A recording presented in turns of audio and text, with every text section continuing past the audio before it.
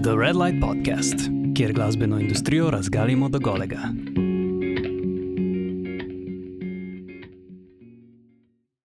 Lepo pozdravljeni, moje ime je Maj Straus, danes pa se mi je v studiu pridružil pol Slovenec, pol Kanadčan, skladatelj, tekstopisec, literat, multiinstrumentalist, lastnik 2 studijev in 2 založniških entitet. In pa tudi predsednik Slovenske unije glasbenih ustvarjalcev, torej glasbenik z veliko G, oziroma 3, Gal George Džurin. Živijo, Gal, me veseli. Mene tudi, zelo. Hvala, da si se mi pridružil. Z veseljem. Jaz bi se rad s tabo danes pogovarjal o avtorstvu. Ti si avtor z zelo obsežnim opusom in mislim, da nam lahko marsikaj o teh zadevah poveš. O avtorskih pravicah bi se tudi rad pogovarjal s tabo. Vem, da si zelo aktiven tudi na področju zakonodaje in tudi nekateri te označujejo kot nekega aktivista za avtorske pravice, lahko tako rečemo. Mislim, da ja. Ja, tako. Mogoče je to celo kompliment. Jaz mislim, da je, da rabimo take ljudi, ki se fajtajo za avtorske pravice. Ampak preden greva na to, bom pa še izkoristil, da imam tukaj skladatelja oziroma glasbenika, ne, in bi najprej rad s tabo malo predebatiral o glasbi sami. Okay. Pa dajva začeti najprej pri tvoji glasbeni karieri. Ne. Če lahko na kratko malo pišeš, kdaj se je tvoja pot začela, pa kateri so te neki večji mejniki v tvoji karieri, ki so se po tvojem mnenju, ki so te zaznamovali. Ja, pot se je pravzaprav začela, ko sem bil star 6 in sem šel recimo v glasbeno šolo za klavir. To je bilo na Matici v Ljubljani. In bolj, tako, veš kako, se mi zdi, da starejši, ko sem, bolj gledam nazaj, kaj so bili ti mejniki in bolj nazaj jih postavljam, veš. V stilu, ko si bil mlajši? Ja. A veš, ene stvari, ki te mogoče predeterminirajo, ker niso tako, a veš, niso na Wikipediji, niso nikjer, jih ne pišejo, ne? Ampak so pa z družinsko recimo zelo zanimive, ne? Recimo, to je, da je moj oče igral harmoniko, ki jo jaz imam še danes. Mislim, še se igram, snemam. On je bil drugače pisatelj oziroma... Ja, on je jezikoslovec. Jezikoslovec, aha. Okay. Ja, jezikoslovec, on je anglist oziroma slavist. To harmoniko je pa dobil za vlogo za Kekca. On je igral Kekca, drugega Kekca, to se pravi tistega s pehto. Aha, ok. In pravzaprav honorar je bilo glih toliko, da ste lahko z babico, ne, kupla... Harmoniko. Ja. Dobro, in ta harmonika, v bistvu cel film Kekac je v tej harmoniki noter, nekako tako zapisan. In ima super zvok, ne. Pa moj dedek je igral harmoniko, en kup enih stricev in tete so pele, strici so špilali, neki bratranci daljni tudi igrali, muzika je vedno bila doma, tudi del familije nekako, ne. In seveda ta podpornost, ne, o kateri bo še govorila mogoče kasneje, kar bi mogla država pravzaprav delati v Sloveniji, ne, in kar mogoče kakšna druga država že počne, da podpira kreativnost oziroma da jo ne zatira, ampak omogoča pogoje, kjer se lahko človek razvija. To je vedno pri nas doma bilo, no. In je to je vrhunsko, to je res... Pa tvoja sestra je... Absolutno, ona je z istega gnezda, ista kri, isto gnezdo, ista, kako bi rekel, pa podoben, no. Ena podobna dinamika, mogoče, ena podobna družinska...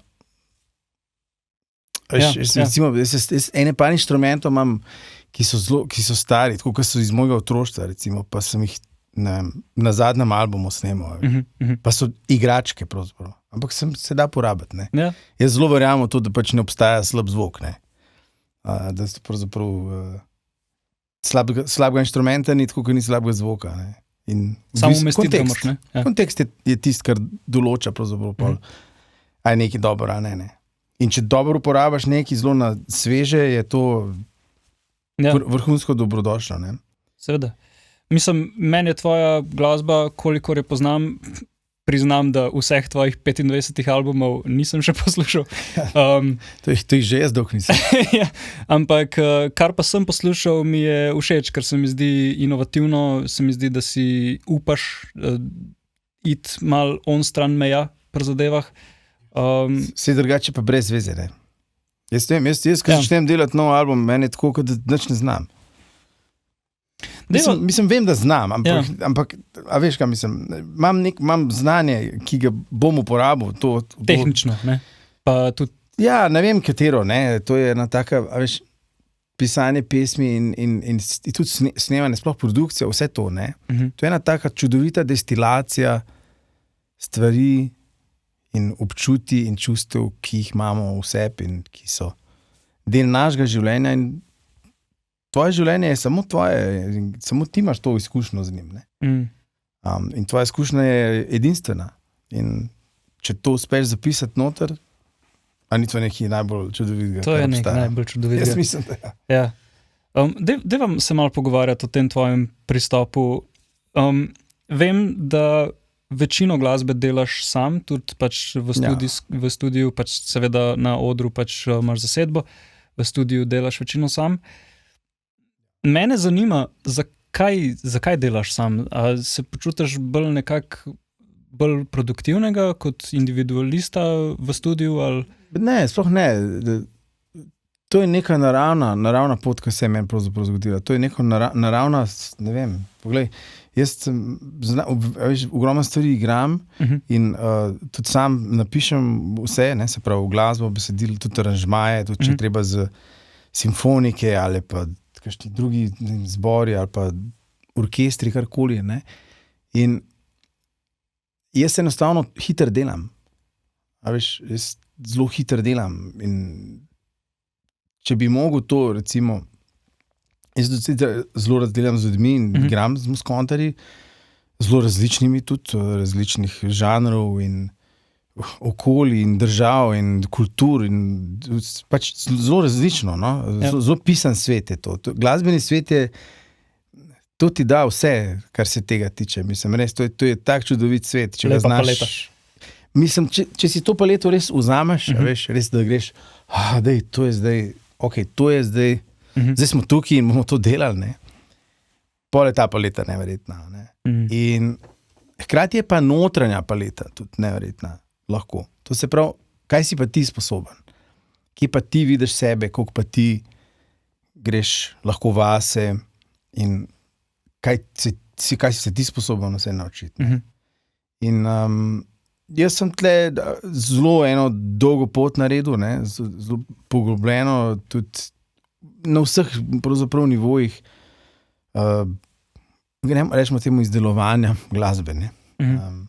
Kje si se pa učil, recimo tako, govorim torej, ne sem, šolal si se za klavir pa to, ampak kaj si potem se recimo še skladanje glasbe, pa recimo tehnične veščine v studiu, pa take stvari. Veš, kako je bilo to? Jaz pripadam nekak generaciji, ki je prva šla na digitalno, recimo, temu produkcijo, ne? In to smo se mi sami učili, veš? Ja. Vse ni bilo. DAW, ne? Mislim, jaz se spomnim, da smo recimo snemali še na ADAT, ne, na te kasete. To je bilo konc 90-ih. Prej smo snemali pa pač na kasete. Mi smo imeli vadbeni plac, približno, ne toliko veliko, to pol manjši, kot to pravzaprav. Pa smo imeli bobne, pa feršte, pa vse, ne. In smo not igrali punk, veš, in smo snemali to na kaseto in smo imeli mikrofon, spomnim se, rdeč mikrofon je bil, lej. To je bil rdeč mikrofon iz nekega pacilnega, ne pacilnega, kaj so te praški, no. Nek presil, veš, presil mikrofon. Presil mikrofon. In ta presil mikrofon smo pol odšravali, ker to smo pa že vedeli o tehniki, ne? Smo to odšravali dol in je ta mikrofon, smo pol rekli, to je premalo in pa smo dali takole membrano gor od zvočnika, ker pač mikrofon ima od membrano, ne? Smo dali to gor, da bi več zajel, pa smo vedeli, da to preveč mikrofonije povzroča, pa smo to zavili v eno cuno, pa vse dali to na en štil od enega šotora starega in smo bili, a veš, mislim, taki improviziran mikrofon in smo nam to snemali in direkt v kaseter in... Akcija. Lej, meni so te posnetki toliko dobri, res. Je pa Te posnetki so res dobri, no? In vse se sliši tam gor. Ne vem, slišiš, a veš, kakšen je, ko bi temu rekel, vse slišiš, no? Tudi kakšen občutek za, recimo, za ritem ima kdo. Kako kdo iz takratnega benda, ne? Kako kdo...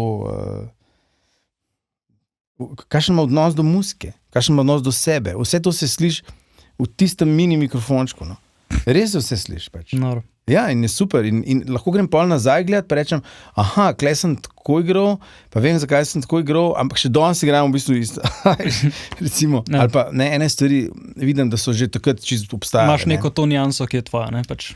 Absolutno. In to je tista, ne, stvar, da se vrnem na izhodiščno vprašanje, ki pravzaprav vodi do tega samospoznanja in ogromen ur dela, ne? Ker brez dela in brez tega, da se pač naučiš enostavno obrti, ne? Pa ne bi rad zdaj omenil tega pravila 10,000 ur, pa ne vem kaj, ker jih sigurno nisem pustil v studiu 10,000, ampak verjetno več, oziroma zagotovo več. Pravzaprav gre za reševanje glasbenih problemov. Kad bi rekel glasbena, recimo uganka, ali pa, veš, ti, ko delaš komad, ali pa ko delaš muziko, se ti nahajaš pred več težavami, ne? In te težave je treba premostiti. In te problemi se niso pojavili tam brez razloga. A govoriš o težavah kaj v življenju? Ali? Ne, čist glasbeno. A glasbeno, ja, okay. Ti priješ, recimo, imaš, kako boš naredil kitico, kako boš naredil refren, kako boš naredil instrumental, kakšna bo tema, kakšen refren bi rad, imaš dolge refrene, kratke refrene, jaz sem z vsem eksperimentiral, a veš, kaj narediti v teh formah, v unih formah, pa pol, kad to razširiš, pol še na simfonično muziko, in ko začneš resno pisati te simfonična dela, ki jih tudi recimo ljudje pol izvajajo, se pravi, ko imaš enkrat ti na odru 100 glasbenikov, ki jih moraš pravzaprav samo skozi napisano, a ne? Usmert, kontrolirati ali pa, da podajo neko, rečeva temu, če lahko si dovolim, tvojo idejo, ne? A veš, to so počas priješ do kja, ne? Ok, razumem. Ampak to so vse izzivi, ki jih torej si zadaš, recimo, nočem narediti tako, moram nekaj novega si izmisliti, kaj bi... Torej na tak način ti tudi pišeš, ali kako? Absolutno. Da te sam proces, da se pelje. Mene vedno pelje sam proces in tudi dostikrat me recimo vpraša, kaj narediš najprej muziko ali besedila. Jaz skoraj praviloma naredim najprej muziko, kjer vam kakšni utrinki se pojavijo, kakšnih besed ali pa neka ritmika, recimo. Včasih tudi ritmika, včasih tudi kakšna linija, ne? Ker recimo, če bi to nekako probala s slikarstvom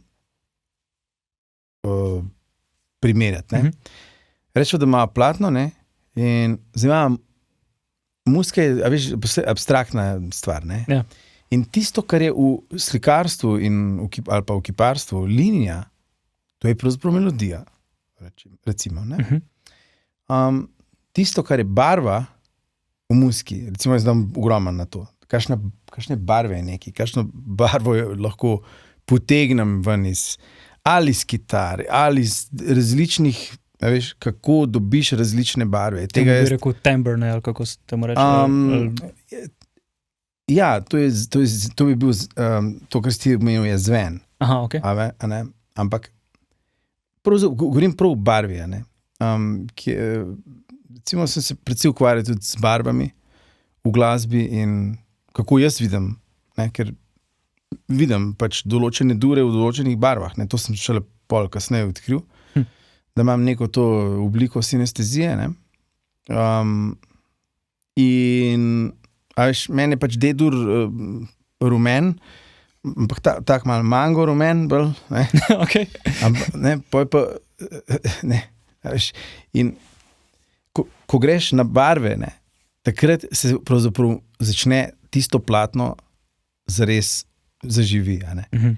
In ko zaživi in daš ti not pol v to platno še pol figuro, moraš zelo paziti, kakšno figuro boš dal na kaj. Ker konc koncev to je tvoja, a veš, na unem platnu je to una figura, ki bo tam. Človek bo najprej opazil figuro, torej melodijo, ampak občutje mu bo dala pa barva. Ne? Se pravi, kakšne svetlobe so v sliki. In kle gremo pa lahko do impresionizma v slikarstvu in stvari se začnejo zelo povezovati od renesanse naprej, ali pa, če rečeva v muziki od Bacha naprej, so stvari zelo jasna linija, kako se vse skupaj razvijali. Ne? Mislim, da brez resnega proučevanja umetnosti na splošno, da se prav govorimo ker glasba je del tega čustveno-umetniškega sveta, ne? Ja, seveda. Ima sicer svoj obrtniški del, ima svoj monetarni del, ampak v resnici gre za čustveni svet in za človeškost, ne? Za človeški svet. Gre za tvoje čustvovanje. To si tudi omenjal, recimo, dajmo omeniti slona v sobi, ne, pač zdaj pred kratkim je bila... Lahko omeniš le kjerkoli slona. Pred kratkim je bila... Zato, ker nima porcelana. Imamo samo majke, kar je ti treba paziti. Tlej se nič... No, ni res, da se nič ne more tle razbiti, tako da bomo vsem pazili. Se pravim, da...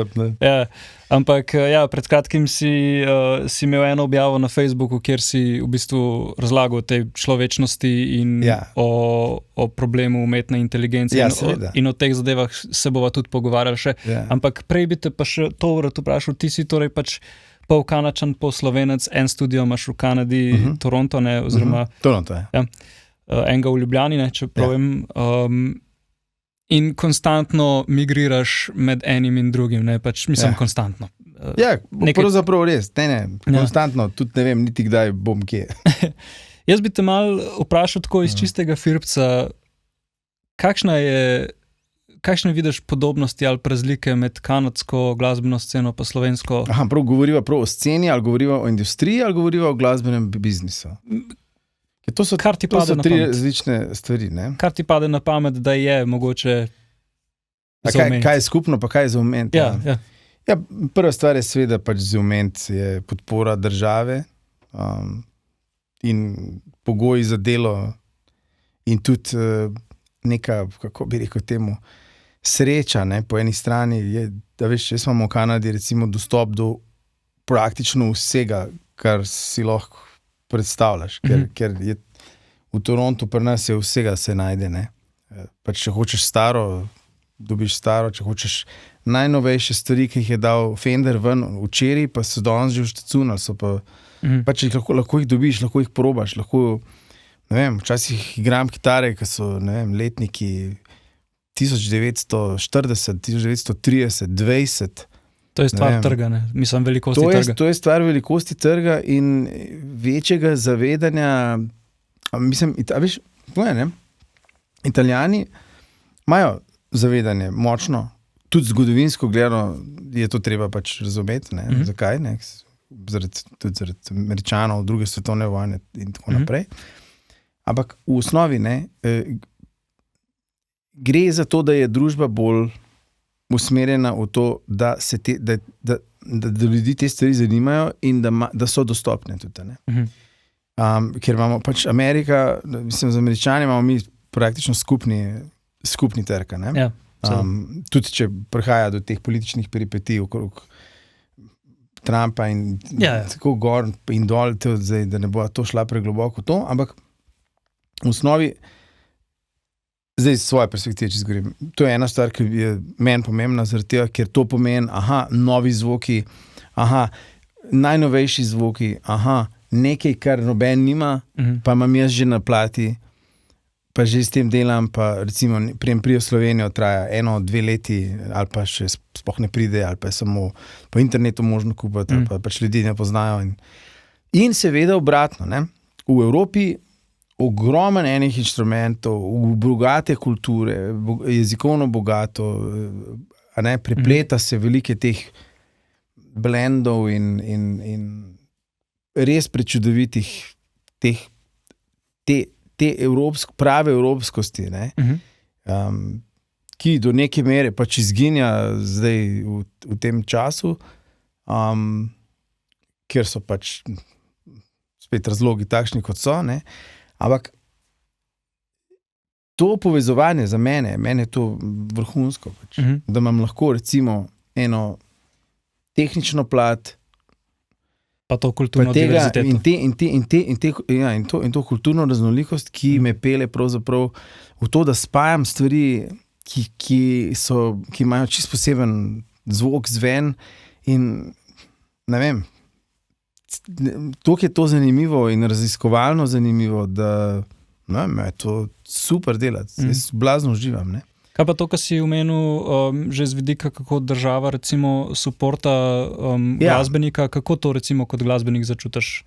Ja, to je, mislim, v Kanadi obstaja zelo, zelo, zelo močen, ampak res ekstremno močen sistem za pridobivanje štipendij oziroma sredstev za projekte.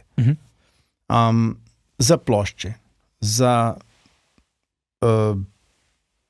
potovanja, za potne stroške.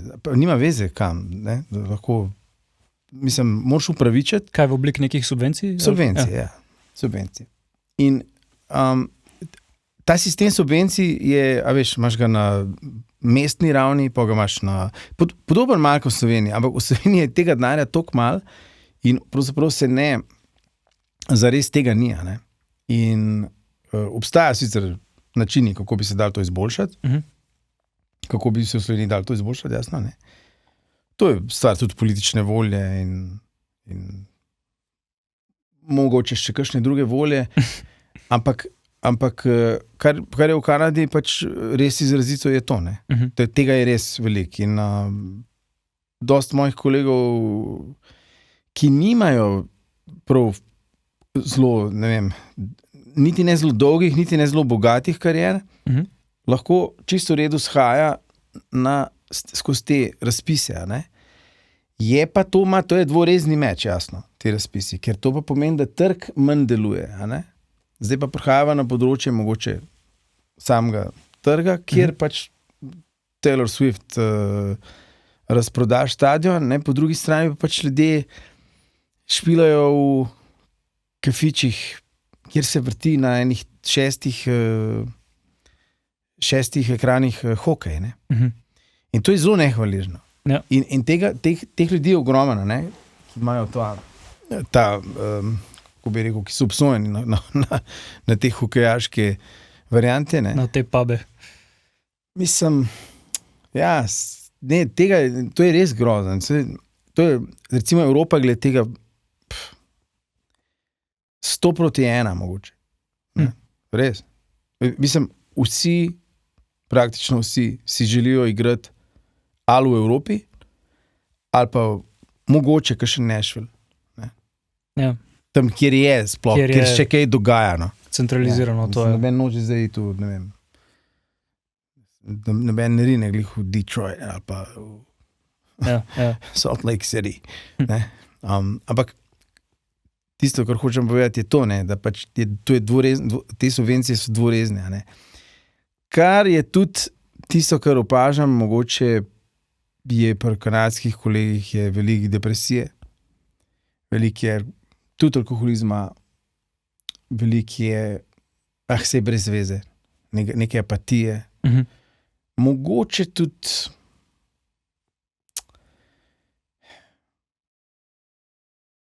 enega obupa enostavno.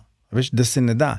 Ker sistem, kot je v Kanadi zasnovan, je zasnovan zelo, zelo na podlagi nekih založniških struktur, ki obvladujejo sceno, trg, tudi v veliki meri dvorane, kjer se igra. Ne? In absolutno obvladujejo pač glave, ne? Moskonterjev, ne? In potem še vedno posledično glave ljudi. In ta sistem ni dober, veš. To je, mislim... Pravi si, kako bi to lahko rekla, preveč si nekako ukalupljen v po nekih regelcih. Ne? Kar zginja v Kanadi in to je slabo, ne? Ker ne vem, jaz se spomnim, smo bili mulci stari, ne vem, 18, 19, 20, mi smo hodili na jam sessione po Torontu, pa to je, mislim, ti si bil na jam sessionu, pa naslednji dan imel koncert v istem placu, ne vem, Buddy Guy, recimo, a veš, blues, legenda. Znam se, a veš, in take štose, a veš, mislim, to je bilo vse tako zelo prepleteno, a veš, zelo, tudi imam veliko kolegov, ki so recimo, ne vem, igrali, ne vem, Dwight Yoakam, recimo, ki je legenda country muzike, ali pa, ne vem, z B.B. Kingom, recimo. In tako naprej, pač zelo različni, ampak te časi so, to je konc tega. Tega je konc. Zdaj neka ta digitalna neumnost pač vsega skupaj. Pa kdo to delo, mislim? Če se resno ukvarjaš ti z muziko, pa če te muzika zanima, res muzika, pa se ne boš s tem ukvarjal. Dejansko se pojavljajo neki te mali klipki, ne? Tako, ali bi Miles Davis zdaj, a veš, selfnov v kamero. Ali pa Kurt Cobain. To dejansko nisem niti šel. Ja, verjetno ne. A ne? Ja, vprašanje, no. Ja, ne vem, jaz ne vidim, da bi to Eddie Vedder delal. Vprašanje, recimo. Ker recimo jaz mislim, poznam veliko glasbenikov in lahko rečem, da sigurno jih več kot pol oziroma večina jih nekako noče biti zdaj nek social media influencer ali pa neki bi radi pač delali muziko, bi radi bili glasbeniki, ampak je... To je dobro, to poznaš pol v redu, muskonte. Ja, ampak se mi zdi, da je ta nek pritisk toliko močen, oziroma ljudje kar nekako čutijo, da to je pač zdaj tako treba. Ne? To je zdaj tako treba. Ja, vem, ampak čakaj, to si zdaj zelo dobro povedal. Ljudje čutijo, da je to treba. Čim se to pojavi? To je zame, to rdeča lučka zagori, ne? Ja. Se pravi, če nekdo misli, da je nekaj treba, to je že narobe, to je nekje prišlo. Zakaj je nekdo misli, da je nekaj treba? Zdaj treba odkriti, zakaj to nekdo misli in čemu to služi in kdo zasluži, ne? In kako ta stvar deluje, ne? Ja, mislim, se pač, ampak deva se realno vprašati. Ti recimo imaš, tudi če jih imaš 100,000, tudi če bi jih imel 1 milijon teh sledilcev. Povej mi, koliko je 100,000 sledilcev na celi zahodni polobli? Nič. To ni nič. Pa tudi moje vprašanje je vedno, ok, to je 100 sledilcev, ampak koliko ljudi od tega... 100,000? 100,000. Koliko ljudi od tega je pripravljenih kupiti za 20 evrov karto za koncert? Ne za 20, za več. No, ali pa za več, ne. Jaz bi rekel več. Ok, ampak že se mi zdi, da marsikdo niti za 20 ne bi bil pripravljen dati, ne. Ker ljudje so navajeni na to, da ti pač scrollaš cele dneve, a ne, in pač če ne boš pa tega gledal, boš pa enega drugega gledal, ne. Ja. Mislim, in je ta nek... Ampak počasi se usmerjamo v to, da pač se bolj ceni živo, bolj ceni zaresna interakcija, tako kot mi do zdaj tle sediva, oba sva iz mesa in kosti, to bo vedno bolj cenjeno, ker pač pojav AI-ja bo ravno to naredil, ne, se to je v redu po svoje, ne. Mislim, so drugi problemi s to umetno inteligenco, ampak ta poudarjanje humanega, to pa je sigurno en od pravzaprav plusov, ne. Ne vem. Pa bi lahko ti recimo neki svetoval mlademu glasbeniku ali pa glasbenici, ki čuti ta pritisk, ne? Ja, seveda bi lahko. Kako naj se loti te zadeve, kako naj stremi k temu, da bo doživel nek preboj, da bo lahko glasbenik pač tako, kot se zagre. Ok, najprej se moramo vprašati, kaj je preboj? Kaj ti hočeš? Kaj ti šteješ za uspeh? Ker podpisati pač z eno založbo, eno brezvezno pogodbo. To je metoda, to ni cilj, pač, mislim. To ni to, v resnici ni to neki. Sama pogodba nič ne pomeni. Ne? Sama pogodba nič ne pomeni. Pogodba se krši lahko, pogodba lahko je zarolirana, pogodba se lahko aneksira, pogodba je samo en del tega, kar se lahko zgodi. Založbe pač danes podpisujejo tudi za nalaž ljudi, ki ne bojo uspeli, zato da furajo trg po svoje. Veš, tam je veliko trikov, ne? Ampak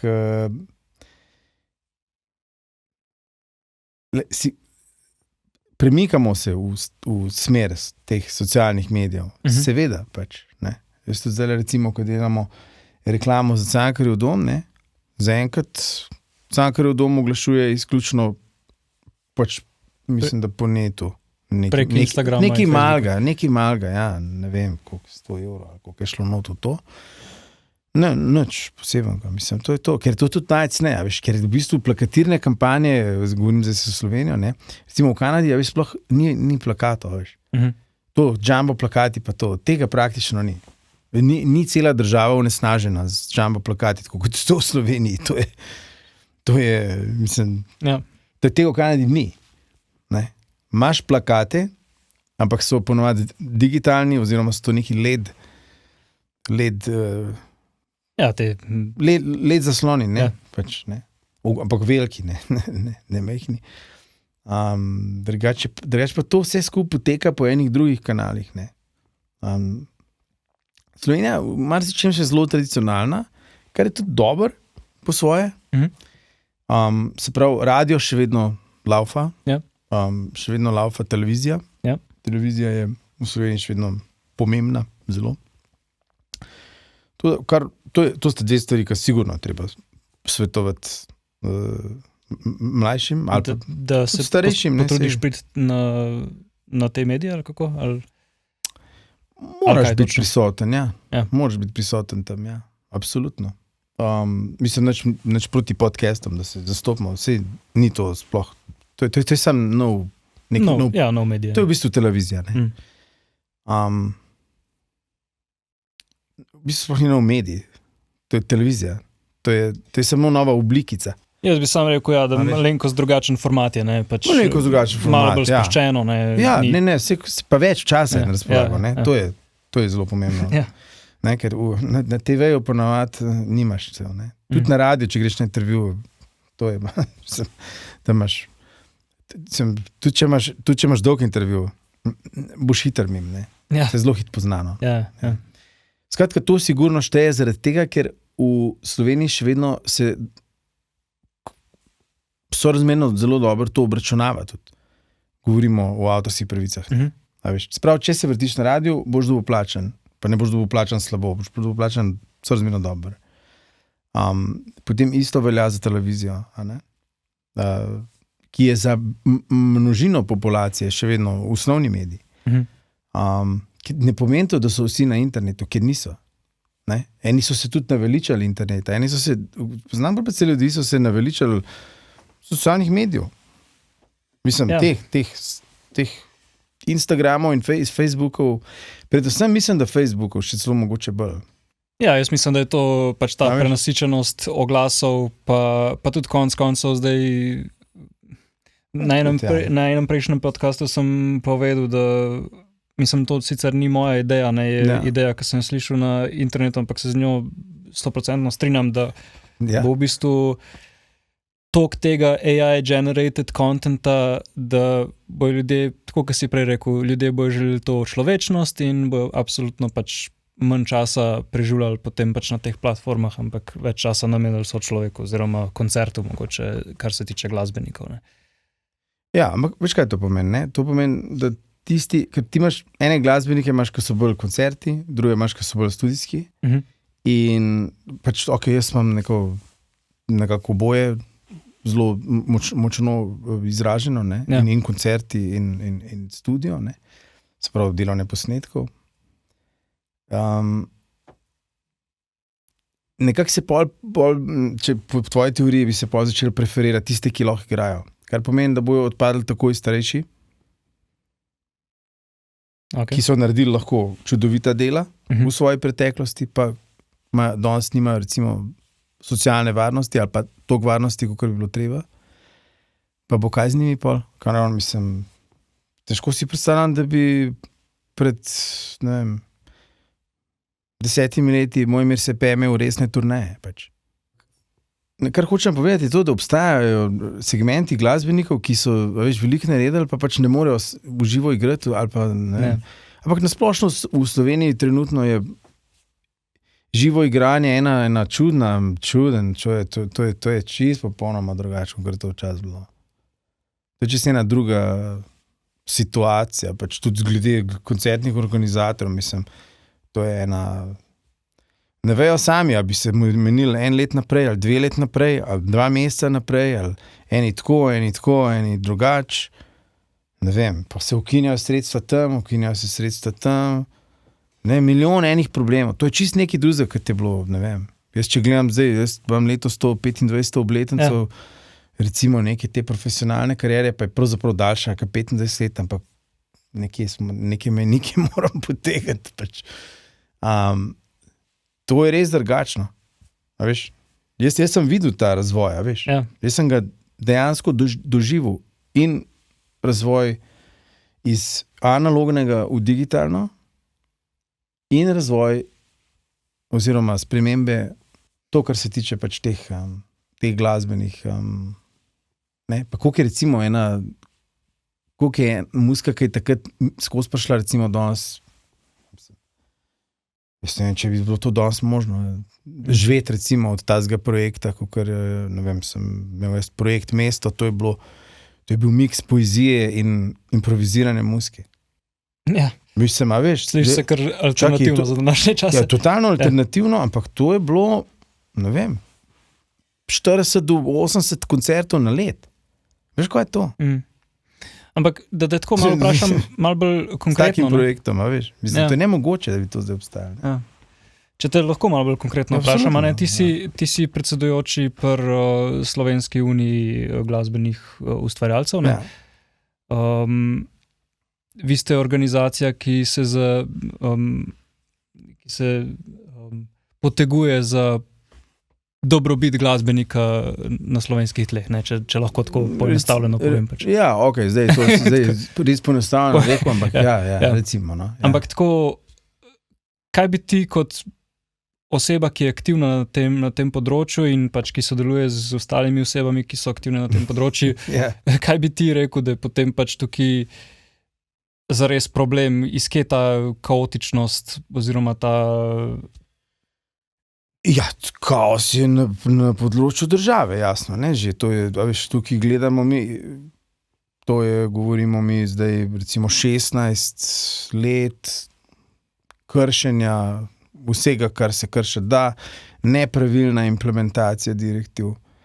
Mislim, januarja oziroma februarja so dobesedno ponoreli na Evropski komisiji in so začeli pritiskati na Slovenijo in groziti direktno na državo.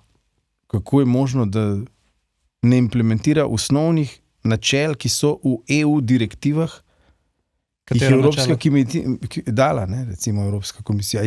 Velike teh direktiv je več. Ja. Recimo trenutno se vsaj 4 direktive ne implementirajo, poleg tega se celo v resnici krši tudi pogodba o delovanju Evropske unije.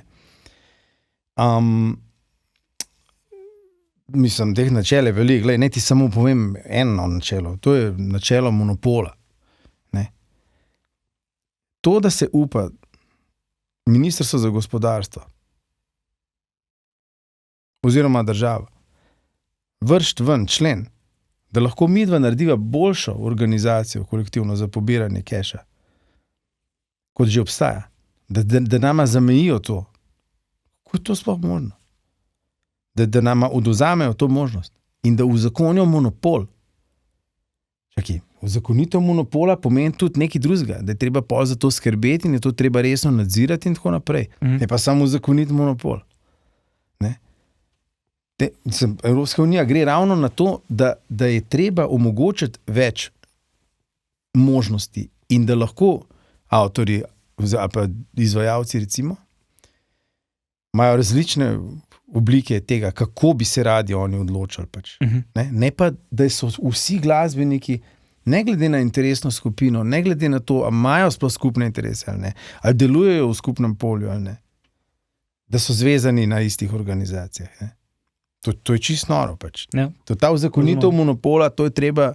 To je ena stvar, recimo, ki je v evropski direktivi, ta je iz 2014, mislim, da. A veš, da se to ne, 14-26, mislim, da je. Da se to, a veš, ne, take stvari, to je popolnoma noro. Noben nič ne nadzira, ne. Urad za intelektualno lastnino, ki je osnovni organ Republike Slovenije, ki bi mogel nadzirati to, kako se delijo sredstva, kaj se dogaja pravzaprav, kako se voli. Mislim, to, če bi ti, jaz ne vem, si bil kdaj na skupščini IPF-a? Ne, nisem bil. No, ti predlagam, da enkrat greš, mislim, da zdaj enkrat so skupščine, 5 na skupščino.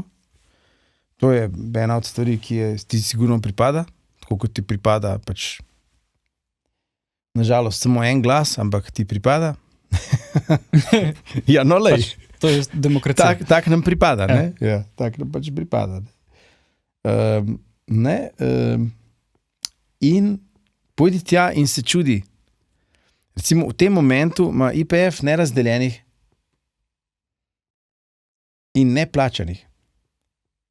Zdaj pa te bom jaz vprašal po številki. Koliko misliš skladb, da jih je v bobnu IPF-a, da niso izplačane, obračunane in izplačane? Pa reč mi največjo možno številko. Ja. Pa res se potrudi tako. Okay. Ampak a te lahko sam vprašam eno pod vprašanje? To je javni podatek. Okay, ne vem, mislim, bom bleknil nekaj ven. Ajde. Recimo, koliko si... 100,000, bom rekel. 100,000. To bi bilo 100, se pravi, da za 100,000 sklad nimajo pojma, kaj bi sploh z njimi. To je bil wild guess pač. Se pravi, pobrali so denar, pa nimajo pojma, kaj bi z njimi. Ne vem, povej mi. 875,000. Torej, bližamo se milijonu nerazdeljenih skladb. Milijonu. To, jaz gledam cifro, kako se skozi zadnje tedne, skozi gledam, to je prav fascinantno.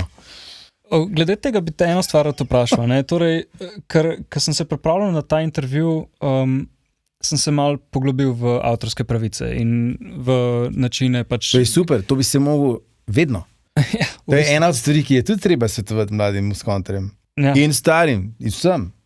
Preberite si zakon, se pravi, zakon o avtorski pravici in ga probi brati tako kot knjigo. Češ, kaj zdaj ta zakon meni pove in kje ta zakon mene ščiti in kaj so moje pravice in kaj so moje dolžnosti.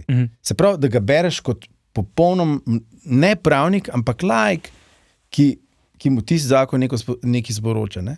Ker ni toliko kompliciran ta zakon, ne? No, ampak pa niti ni dolg. Ne? Če lahko samo končam to misel, ne? Ja, prosim, se ne prekinu, ja. Pač, torej, različne avtorske pravice obstajajo, ne, pač za različne stvari in to, ampak prišel sem na vzkriž eni zadevi, ki se ji reče black box, torej, mislim, tako zvan black box, torej, čeprav razumem, je v bistvu nek denar, torej, recimo radio in televizija in Spotify in vsi možni organizatorji eventov in tako pač morajo izplačevati pač za avtorske pravice, torej recimo neki organizaciji, kot sta SAZAS ali pa IPF, denar, ne? Torej, ki naj bi se ga potem pač naprej izplačalo pač artistom oziroma imetnikom teh pravic, ne? Ja, pravilno reči imetnikom pravic, čeprav lahko rečeva tudi glasbenikom, ne? No, ampak zdaj pa se pa zgodi ena stvar, ne? In to je, da če ti nisi recimo prijavljen pač na SAZAS, ne? Oziroma pač nimaš tam svojih podatkov in svojega bančnega računa, je potem pač to denar, ki tam potem ostane, ki pač ti ni izplačeno. Ja, mislim, kaj se s tem denarjem zgodi? Ja. Tega denarja na SAZAS-u je zelo malo, ker ga SAZAS skoraj celega razdeli. Na IPF-u ga je pa ogromen, pa niti ne vem, koga je točno, ker pač tega noben ne ve. In to bi mogel urad za intelektualno lastnino seveda nadzirati, koga je, ne. Vidim, koliko je nerazdeljenih, ne, stvari. Pa vidim, kakšni so bili stroški IPF-a. Če greš ti pri 3-4 milijonih organizacija, ki imaš 3-4 milijone pobranega denarja, pa ti rečeš, da je 70% stroškov. To To je 2 do 3 milijone pač stroškov. Kaj je zdaj to sploh? In to je kao skupščina sprejela in tako naprej smo te stvari posnete pač. Kako se je to glasovalo tam in tako naprej. Tako da IPF ima ogromno nerazdeljenih in zato tudi zelo malo dobimo plačan iz IPF-a. SAZAS ima pa zelo malo nerazdeljenih. Je v bistvu sta v kontri. Ampak zakaj? Ja, boljš dela, ne? Enostavno ve, kam dati stvari. A ne?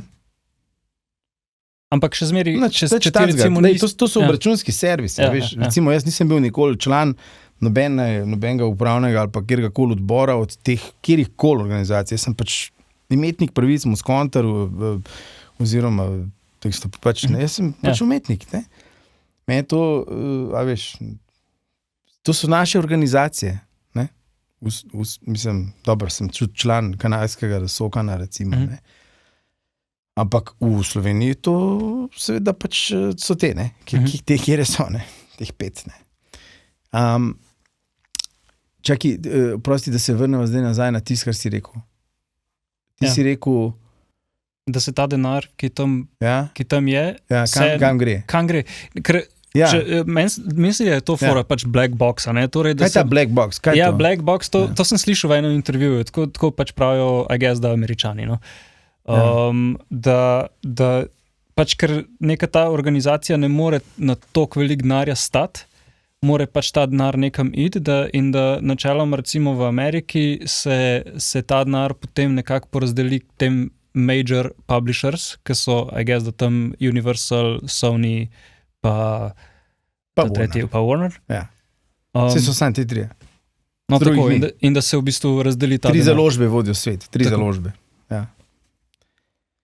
A misliš, kam gre ta denar? Ja, mislim. To moraš šeti na skupščino, kam bo letos šel, gre pa drugače načeloma v promocijske sklade, se pravi v tisto, kar je tudi urad za intelektualno lastnino prepovedal, se pravi, da se ne podpira mladih glasbenikov, da se ne podpira kvalitetnih projektov, da ni možno narediti razpisov in da se ne daje starejšim glasbenikom za pisanje. Jaz poznam ljudi, so prosjačali po cesti, pa to ne bom našteval imen, pa to so veliki avtori. Veliki avtori. Mislim, to je res taka sramota se te dogaja. In da ne more, ker pač, recimo pač na SAZAS-u, pač to je naš denar. Vse to ni denar, to ni javni denar. To je najn cash. To je naš cash. Ok, privat. To je lastnina, zasebna lastnina je to, tako kot avto ali pa hiša ali pa karkoli, ne? In samo mi imamo seveda pač pravico upravljati s tem na naš način, ne? In vem, da je bilo recimo na skupščini IPF-a sem slišal tudi, da je bilo nazaj vrneno v delilno maso, ker se niso znali zmeniti, kaj bi s takimi skladi naredili. In sem jaz seveda pač sem to protestiral, ne? Pa je pa bilo mi nazaj rečeno, pa dobro, pa kaj boš s 50 evri? Čakaj, mislim, kaj boš s 50 evri? Pa kakšna nadutost in objesnost je to, da se sploh kaj tazga nekdo reče, no? A veš, kaj bomo zdaj? Ja, pa daj 50 evrov, daj narediti razpis za to, ne? Pa razdel to ljudem, ki si ne morejo niti prispevkov plačati, ali pa ne vem, pač, a veš, da rabijo za delati muziko, si kupiti, ne vem, inštrumente, a veš, mislim, karkoli, no. Ja. Karkoli, kar gre nazaj v muziko, v kreativo, ne. A veš, to je neverjetno, kaj se s temi skladi dogaja in tudi s tem nerazdeljenim denarjem, ne. Zdaj, za SAZAS so podatki veliko bolj javni, kot so od IPF-a. IPF se pač utepa, da bi te stvari zares povedal, ne. In ga tudi noben ne nadzira. SAZAS je nadziran, a veš, strani davkarije, urada za varstvo konkurence, potem, ne vem, urada za intelektualno lastnino, potem mednarodnih organizacij, bolj davkarije, ne vem, kva še vse tam noter, razumeš, notranje revizije in ne vem kaj, ki nadzirajo, da na SAZAS-u praktično noben ne more ukrasti nič. To se ne da, ker je tam preveč oči gor. Na IPF malo drugače. Kaj pa je po tvojem mnenju...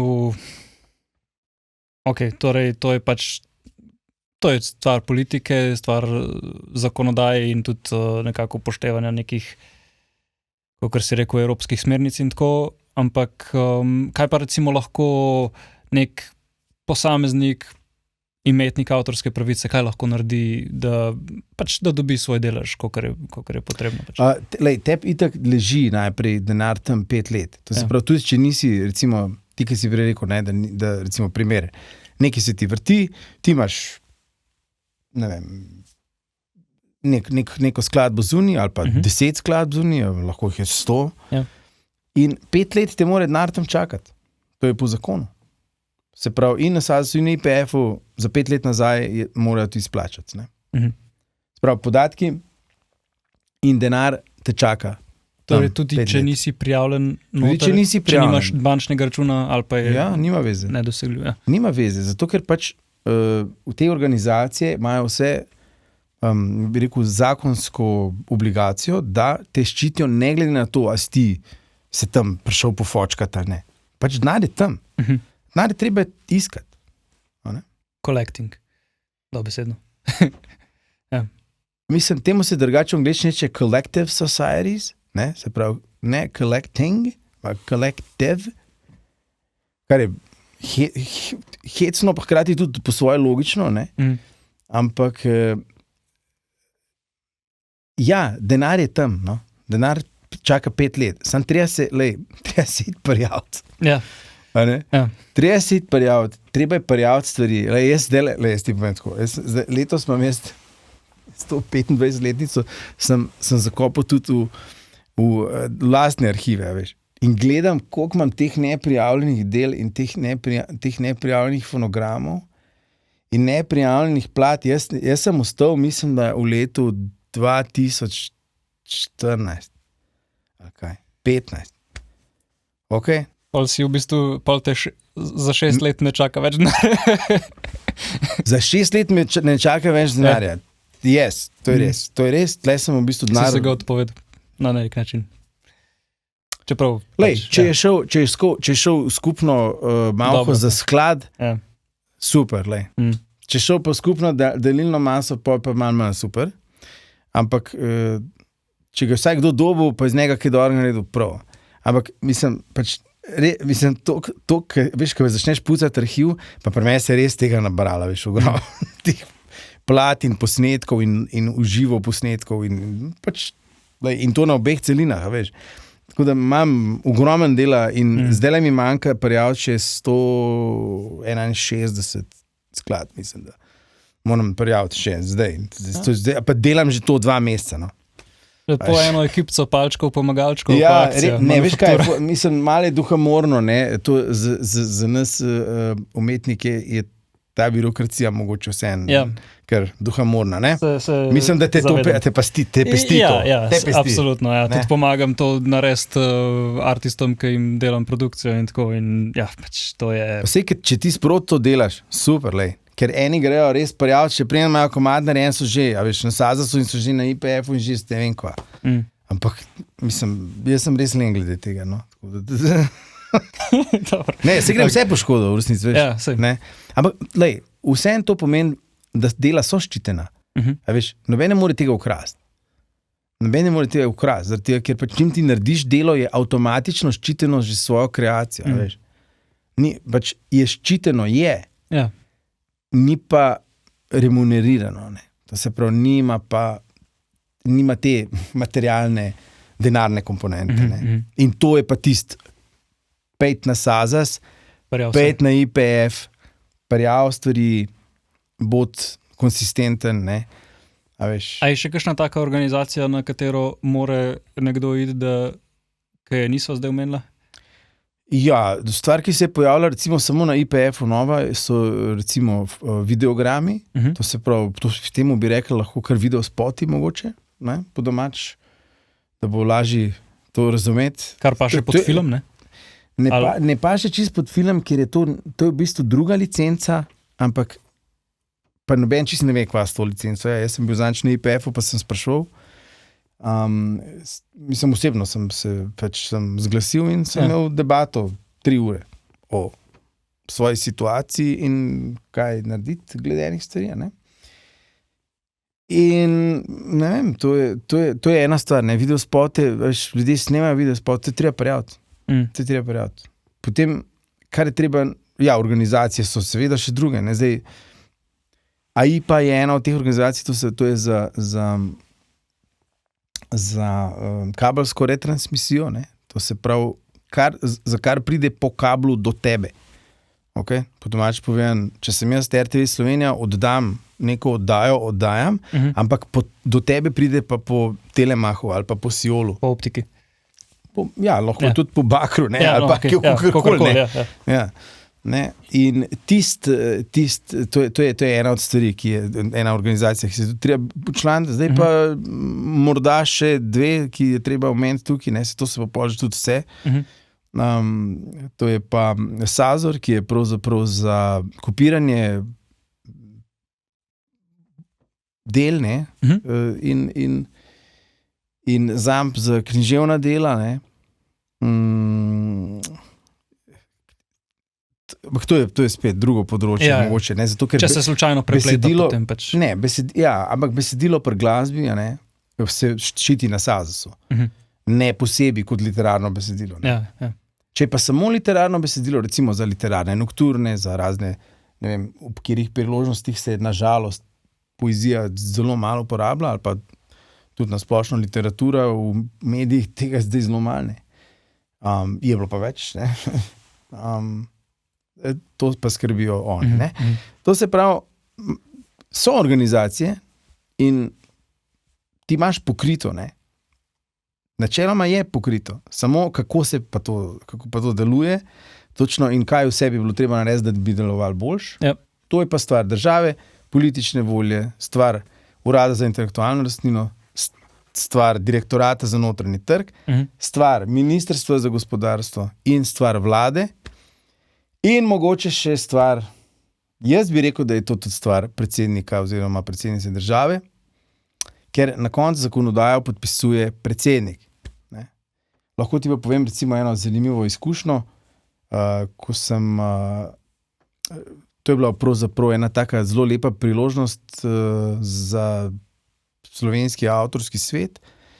Jaz sem šel podpisati v Reykjavik, na Islandijo, memorandum, kjer so pač, da smo slovenski avtori sprejeti v ta evropski krog, tudi v Bruslu in tako naprej, ne. To je bilo leta 2012 in sem dobil povabilo potem na audienco, no, k predsedniku Islandije, ne, Ragnarju Grímssonu. In Ragnar Grímsson, poglej, on je imel govor o muziki, pol ure je govoril o kako so začeli oni in tako naprej. In rekel, mi smo začeli z muziko resno delati v 70-ih.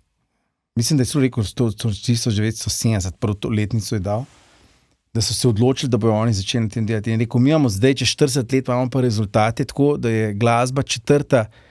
najmočnejša gospodarska panoga na Islandiji. A, res? Ja. Wow.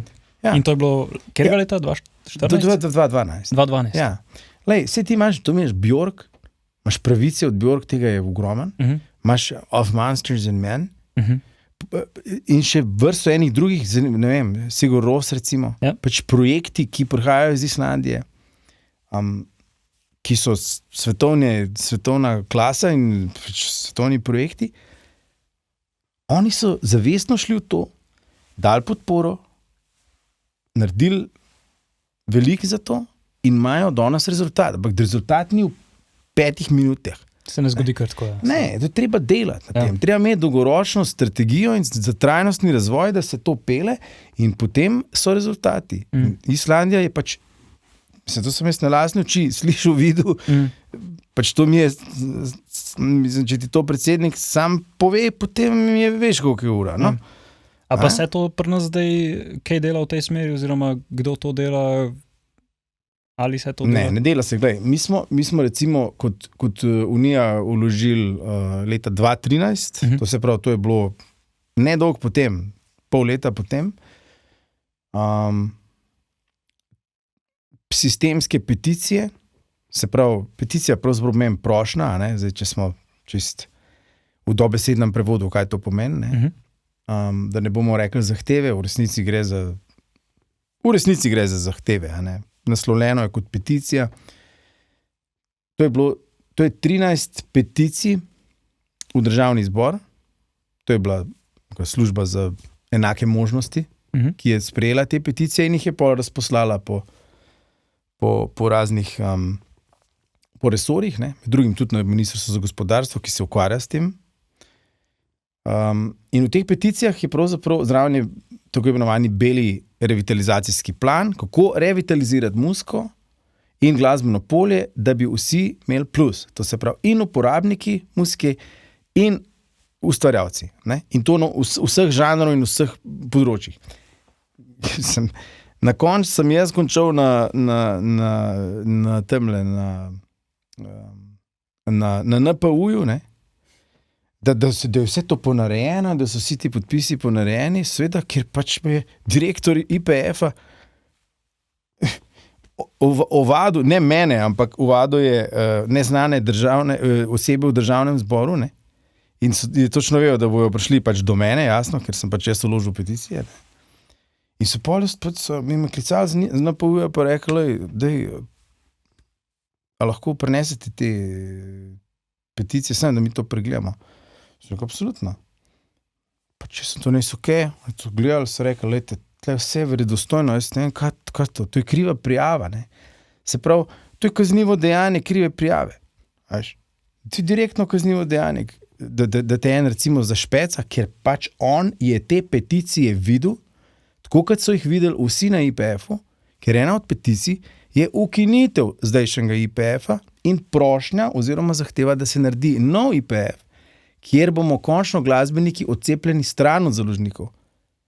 Zdaj trenutno in v zakonu in v praksi smo mi takole zvezani z založbami. Povej mi, kakšni so... način? Ja, na ves način. Tvoj honorar dejansko leži na založbi.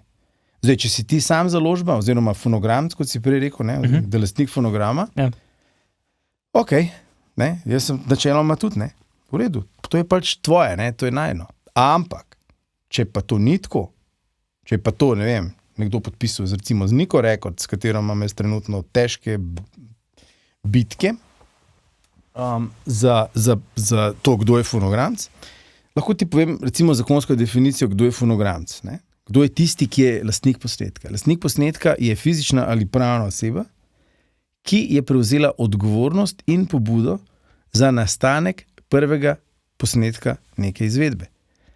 To pomeni, to je direktno, praktično direktno citat zakona, to pomeni, če si ti se spomnil, ok, mi bi to posneli, dajmo mi to posneti. In potem si delal to miksu, ne vem kaj, si pač naredil, da ta posnetek dober, ne, in si pol šele prišel na založbo. Potem si ti si lastnik posnetka. Ne založba, ki je pol to natiskala na nekem CD-ju. Ona je samo založila denar zato, da se je CD natiskel. Ne pa, nima pa ona pravic. Ampak to je spet stvar pogodbe, ne? Ne, v bistvu to ni stvar pogodbe, ker v zakonu piše, kdo je lastnik posnetka. To ni stvar pogodbe. Torej, tudi če je v pogodbi napisan... Ja, lahko piše karkoli, si imaš pač protipravne pogodbe, so what? In točno take, ko si že ravno omenil, takih protipravnih pogodb je ogromno. Ne? Trenutno recimo, ne vem... Ne, ker to se mi zdi tako taka stvar, ki že zelo dolgo poslušamo, ne, torej včasih se je tako delali, nekoga založba podpisala, pa ne bom zdaj govoril Niki ali pa kakorkoli, tudi tu je založba, ne, pač je bila ta praksa, ne.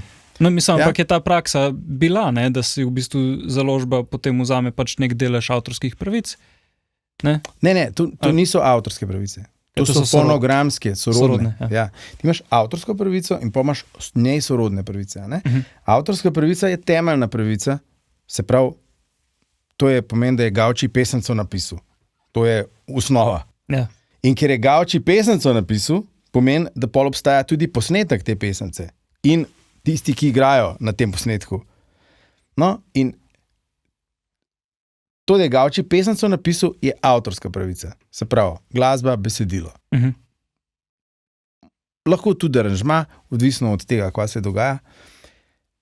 To, da obstaja posnetek, je fonogramska pravica. Se pravi, kdo je lastnik fonograma, kdo je lastnik posnetka. to sem prej rekel, ne? Ja. Ta, ki je prevzel odgovornost in pobudo za nastanek tega posnetka. In potem so tisti izvajalci, ki so pa recimo odigrali ta posnetek. In vsi te v tem krogu, zdaj, če jaz to naredim v 100%, sem to pač 100% ena oseba, jaz poberem vse. Drugače se pa to deli. Ne? Lahko je založba fonogramc. Ja, bi lahko bila, ampak bi pol se moglo zgoditi sledeče. Založba bi mogla tebe poklicati, reči, živijo, ali bi ti naredil posnetek. Gremo posnet, oni plačajo studio, oni plačajo muskontere in ne vem kaj.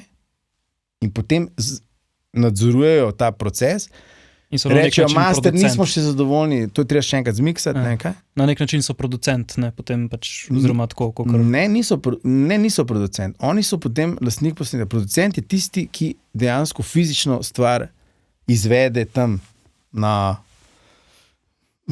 licu mesta, da se sploh ta posnetek zgodi. Ja. Oni so v resnici samo v vlogi financerja in tistega, ki je v bistvu, kot je po zakonu, ne, prevzel odgovornost in pobudo. Ne.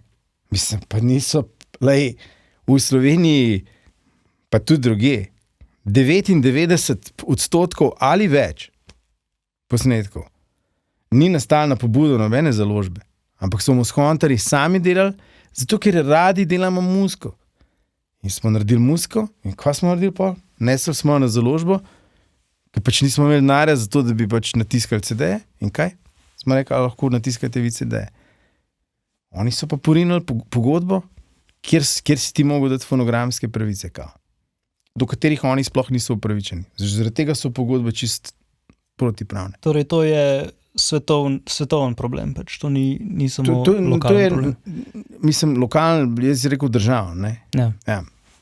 Ja, mislim, pač na podlagi, mislim, v Sloveniji, s temi založbami, ki so, recimo, absolutno je lokalen problem, ne? Ki pa seveda ima zaradi vseh drugih stvari, ki so tukaj vmešane, mednarodne proporcije, ne? Jasno. Ne? Ker, veš, mislim, če nekdo pobira denar za tako, kot to delajo recimo na IPF-u, da se pač pobira v bistvu za evropske pa slovenske fonograme, ne, za posnetke, tala se pa to Američanom oziroma zastopnikom za ameriške fonograme in tako naprej. Mislim, čakamo, stari, to so čudne stvari, ja, veš. To so, mislim, to so razna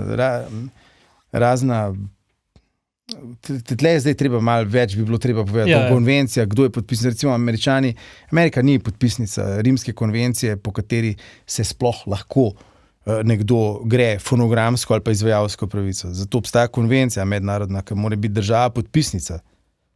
Ne? In Amerika ni država podpisnica. Kaj imajo pa oni pol? Nič.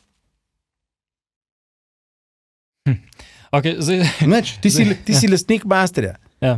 To je to. Ne? Nisi pa ti, ni pa to, da boš ti to dobival plačilo za to, pa kot izvajalec pa to. Tega ni. Ne? Tega v Ameriki ni. In obstajajo posnetki, lahko jih pač gledaš na YouTubeu, recimo tamle Billy Corgan od Smashing Pumpkins govori pred celim kongresom ameriškim, kako je treba pač to uzakoniti. Da zakaj to Evropa ima in tako naprej. Zakaj pa Amerika ni podpisnica konvencije pač, ne, rimske. Pa niso poslušali jih, ne. Ja, ok, imaš zadnji določeni interese in tako naprej. Založnikom trenutno v Ameriki pač očitno bolj paše, da ne pobirajo tega, ampak kako drugače pač imajo, ne? Ker tam drugačen sistem je, tam imaš Ticketmaster, imaš Live Nation, imaš cel ta konglomerat teh stvari, a veš. Mi grede, kar bi bilo, zdaj sem se spomnil, kar je bilo mogoče res tudi zasvetovati mlajšim je to, da DistroKid, CD Baby in tako naprej, tam se recimo obračunava pravzaprav samo z osnovno pogodbo. Se pravi, ti greš na DistroKid in pol, ne vem, daš, pač komade daš gor, ne, distribuirajo. Osnovna pogodba z DistroKidom ne vsebuje sploh tvojih publishing pravic, to se pravi tvojih avtorskih. Vsebuje samo izplačilo pravico do posnetka fonograma. Ne. Publishing oziroma avtorske gre direkt od Spotifyja do SASA, recimo, ali pa bi mogli iti načeloma. Ne grejo. Ne. Ti moraš z DistroKidom, se pravi s tvojim distributerjem, podpisati posebno pogodbo, ki vsebuje tudi ta publishing del. Ker drugače ta publishing del ostaja. Gre, pa. To je torej nekaj, kar moraš pač iti na account DistroKida in tam... Tako, še en... Ja. To je, recimo, to je kar pomembna stvar. To je tak hakelc, ki ga... Ja, to je hakelc, jasno. Tle imaš hakelc za ti, kar hočeš. Ne? Recimo za učenje umetne inteligence, Spotify ima noter od, mislim, da 26. septembra lani je v klauzuli noter, da karkoli je na Spotifyju, je enostavno del, ki je uporabljen za učenje umetne inteligence oziroma algoritma za izdelavo te umetne glasbe. In hkrati je to se pa grozno zdaj izkorišča, da se kar je na Spotifyju, zdaj bom probal čim bolj točno to povedati, kar je na Spotifyju, ne, kar ostaja tam gor po 26. septembru, upam, da sem prav rekel datum, ne me držati čisto za besedo, ampak mislim, da je 26. Po 16. septembru mora biti, mislim, postane del, tisto, kar si ti originalni lastnik, ostane teb, tisti posnetek, ampak vse ostalo, kar pa AI izpelje iz tega, ni več tvoja last. Sploh. Tudi, recimo, gre pa spremeni en ton, ali pa doda en ton, ali pa karkoli, in so oni in lastnik posnetka in nov lastnik avtorskih pravic. Kar je pač popolnoma noro in gre za totalno krajo. Torej, o tem si pisal ti na Facebooku? Tudi. Mislim, jaz recimo sem dal iz Spotifyja in pač vseh dol. Aha, ok. Zato ni tvoje muzike na Spotifyju. Ne, to je sploh ni. Sem jo iskal. 8 komadov še imaš gor. Možno, da so odkje gor prileteli, zdaj, ker tole urejam te stvari, ampak absolutno bom to pobral dol. Vse ostalo, to se pravi 25 albumov ali koliko, ne vem, 20, kaj, sem pa pobral dol pravzaprav pred tistim datumom. Ko se je to množično delalo, ne. Mislim, takrat se je Spotify precej spucal. Ma pa zdaj Spotify, recimo, top 10 komadov poslušanih so vsi iz umetno inteligenco narejeni, kar pač se resno vprašam ali z mentalnem zdravju ljudi, ali pa pač korupciji strani založb oziroma tistih, ki to muziko delajo. Ne? In Spotify je blazno slaba platforma za to ni to, ne. Ni nekaj, kar bi podpiralo glasbenika. Ne, to ni tako, da ne. To so take mehne številke, veš, to je brez veze. To je smešno, kakšne so to številke. To je smešno, ne. Mislim, da je pa Saza zdaj podpisal, ko si prej rekel, mislim, da z YouTubeom se neka pogodba ali se snuje, ali bo podpisana, ali kaj točno se dogaja, ne vem, to poklič tja, pa ti bojo povedali točno, kaj je s tem, ali pa ne vem, pet na skupščino, pa tam vpraši pod točko razno. Najbolj bilo, da bi imel nekoga na podcastu. Ja, pa ti poklič koga, se bo pač ne pride, ne? Ja, se bo. Ja, absolutno, le. Mislim, treba je iti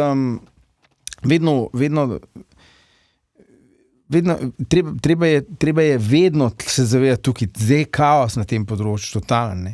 Zaradi tega, ker veš, ta digitalni svet je težko ulovljiv. Prej je bilo lažje. Ti si imel fizične nosilce zvoka in slike, ne.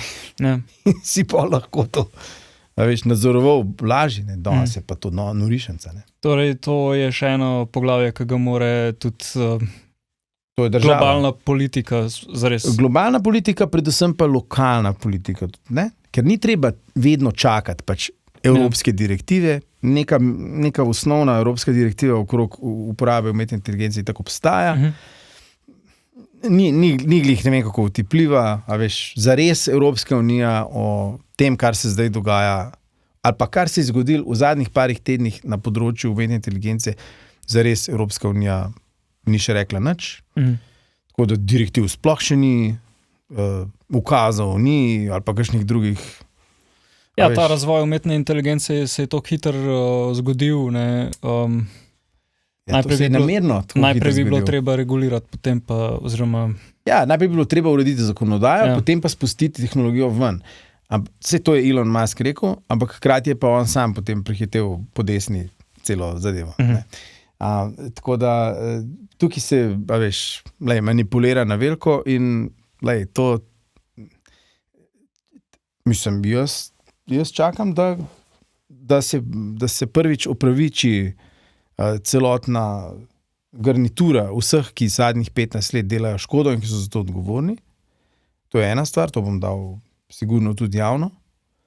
Da zahtevam pač opravičilo v imenu avtorjev in slovenskih ustvarjalcev za to, koliko škode je bilo narejene. Ki tle je bilo narejene okrog rečemo, samo na denarni ravni 200 milijonov evrov škode.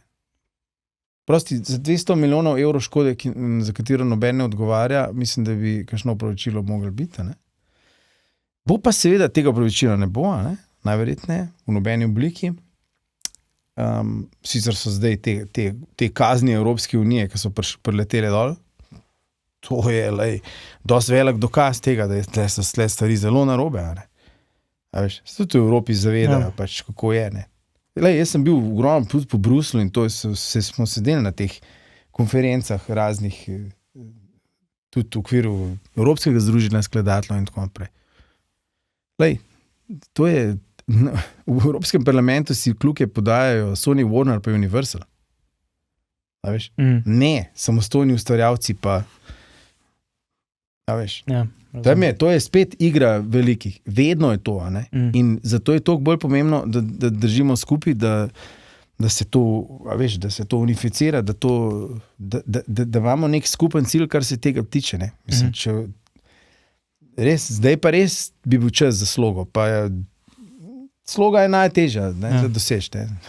Jaz mislim, da to res pa že kar dolga, ampak tako, jaz mislim, da to, kar si pozval, ne, da bi bilo dobro, da se unitajo glasbeniki in ustvarjalci. Mislim, da je to lepa misel za zaključek. Bi te pa rad, mogoče, da greva še na malo lažjo stvar za zaključek. Kar povej. Bi te rad še sam na hitro vprašal, torej ti imaš zdaj 25. obletnico, novembra boš imel koncert. Ja. 3. november, ja. Kakšni so občutki? Galusovo. Gal v Galusovi.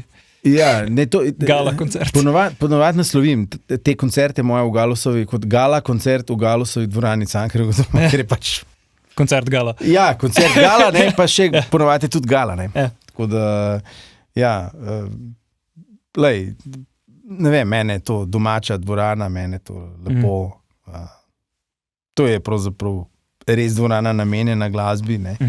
In poslušanju glasbe in imaš super akustiko in tako naprej, tako da je pač vedno užitek motivirati. Se veseliš. Ja, to pa po moje križanke, no, to dvoje se mi zdi najboljš.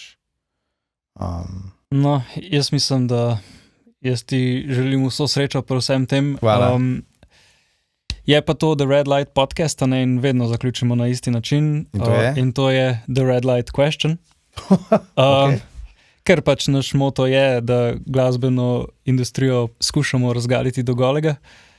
A še nisva dost. Ja, no sej, lih sem pomislil, mislim, marsikaj si že povedal, a je slučajno še kaj tazga, kar bi lahko dodal za zaključek, čeprav po drugi strani mislim, da si že kar veliko povedal, ampak če je še kaj tazga, kar bi rad delil z občinstvom, zdaj imaš še. Ja, absolutno, nekaj bi rad delil z glasbeniki. Ja. Pejte na IPF, pejte na založbe, če ste kadarkoli delali z Niko Dallas Menard, in si vzemite svoje pravice, ker fonogramci ste vi. Ne založbe. Založbe, čim založba ne izplačuje pravic, ne izplačuje obračunov, ne dela. Recimo, mene kradejo, za konkreten komad. Za Kadar sva sama, recimo. Ki ga cela Slovenija pozna. Za ta komad mene kradejo 22 let. To smo zadnjič ugotovili na IPF-u, koliko časa se to krade. Čist mene osebno. Se opravičujem. To je čist nedopustno. Pa ne samo za mene. To je nedopustno za vse. Pejte tja v velikem številu in naredite revolucijo, da se spremenijo stvari, ker pač niso tisti, ki te samooklicane založbe, oni so natiskali CD-je. Kaj so pa naredili za ljudi? Zelo malo. A so kršili pogodbe? Ja. A se izmikajo odgovornosti od prvega dneva praktično? To je moja misel. In to naj bo tudi ta misel konifikaciji.